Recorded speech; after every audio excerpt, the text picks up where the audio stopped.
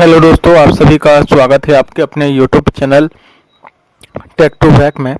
और देखिए दोस्तों, एक सब्सक्राइबर भाई ने हमें जो है वो कमेंट किया था और ये वो पूछा था कि योजना क्लोज करते समय यानी कि किसी भी काम की सीसी करते समय कहीं एक आध व्यक्ति की भी जो है वो पेमेंट अटकी रहती है गाइस, या फिर एक आध व्यक्ति की भी पेमेंट पेंडिंग रहती है, तो उसकी जो है वो सीसी नहीं होती है। जब भी आप किसी भी वर्क की सीसी करेंगे, किसी भी वर्क की, यदि उस वर्क में आपने जो है वो लेबर लगाया है और उन लेबर में से किसी भी एक व्यक्ति की भी गाइस पेमेंट उसमें पेंडिंग रहती है, तो जो है वो उनकी सीसी जो है वो होती नहीं है, या फिर वो वर्क कंप्लीट नहीं होता है। ये स्थिति जो है वो पूछा गया था गाइस इस आज के इस वीडियो में।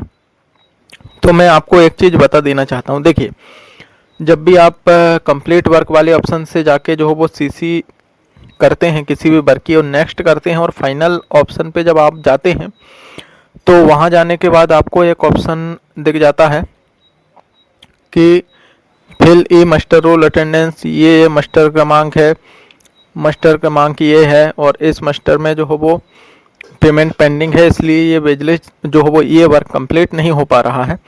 तो इस समस्या का दो सल्यूशन होता है गाइस। देखिए, एक सल्यूशन तो ये होता है कि उनकी पेमेंट अभी पेंडिंग है, उसको होने दिया जाए।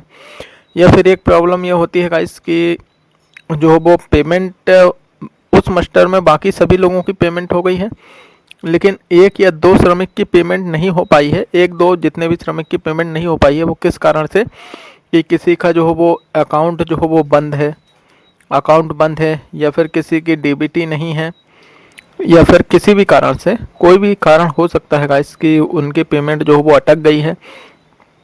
तो ऐसी स्थिति में आपको क्या करना होता है, एक तो इस वाले ऑप्शन पे जाना रहता है, अपलोड जो है वो अपडेट एप्लीकेंट अकाउंट डिटेल्स, उसमें कमर्शियल आरआरबी बैंक में जाना पड़ता है। और जो भी बैंक अकाउंट उस श्रमिक का है गाइस, उसमें से आपको क्या करना है कि उनका जो है वो यहाँ से अकाउंट अपडेट करना है। यहाँ से देख सकते हैं, अकाउंट को आप टाइप करके जैसे ही यहाँ पर अपडेट करेंगे पोर्टल में, तो जो वो तुरंत वो अपडेट हो जाएगा गाइस। और आपको अपने जनपद के ऑपरेटर को कॉल करना है, जो अकाउंट वेरीफाई करते हैं, वो तुरंत अकाउंट को वेरीफाई करेंगे। और यहाँ से बेज लिस्ट जो है वो यहाँ बेज लिस्ट वाले ऑप्शन पे करेंगे और add payment details to wage list send वाले ऑप्शन पे क्लिक करके तुरंत बेज लिस्ट सेंड करेंगे जो अटकी हुई है या रिजेक्ट हुई है। तो ये प्रॉब्लम गाइस फिर जो है वो बेज लिस्ट सेंड हो जाएगी और उस वर्क की पर्टिकुलर वर्क की सीसी जो है वो हो सकती है। एक ऑप्शन ये होता है गाइस। दूसरा, तीसरी कंडीशन इसमें ये होती है, आप देखेंगे कि generate wage list for reject transaction. यहाँ पर आप करते हैं इस वाले ऑप्शन पे क्लिक और यहाँ पर फाइनेंशियल ईयर सेलेक्ट करेंगे। वहाँ पर जब आप सीसी करते हैं ना गाइस, जो ऑप्शन मैंने बताया, वहाँ पर बता देता है कि कौन से फाइनेंशियल ईयर की जो है वो वेज लिस्ट यहाँ पर अटकी हुई है, रिजेक्ट पेमेंट हुई है, तो वो बता देता है। तो यहाँ पर generate wage list for reject transaction में करेंगे और जिस भी ईयर की वेज लिस्ट वहाँ पर दिखाता है, जो भी फाइनेंशियल ईयर, वो फाइनेंशियल ईयर आप सेलेक्ट कर लेंगे। यदि यहाँ पर कोई रिजेक्ट वेज लिस्ट जो है वो होगी, तो आपको यहाँ से नो रिकॉर्ड फाउंड्स आ रहा है अभी, लेकिन यदि कोई वेज लिस्ट होगी गाइस रिजेक्ट वाली, तो वो यहाँ पर फिर से जनरेट करने की आएगी उसी ऑप्शन से जो आपने अकाउंट फ्रीज किया। पहले अकाउंट फ्रीज करेंगे, तुरंत वेज लिस्ट जनरेट करेंगे और तुरंत पेमेंट के लिए वेज लिस्ट यहाँ से जनरेट किए, फिर होम वाले ऑप्शन पे चले गए गाइस।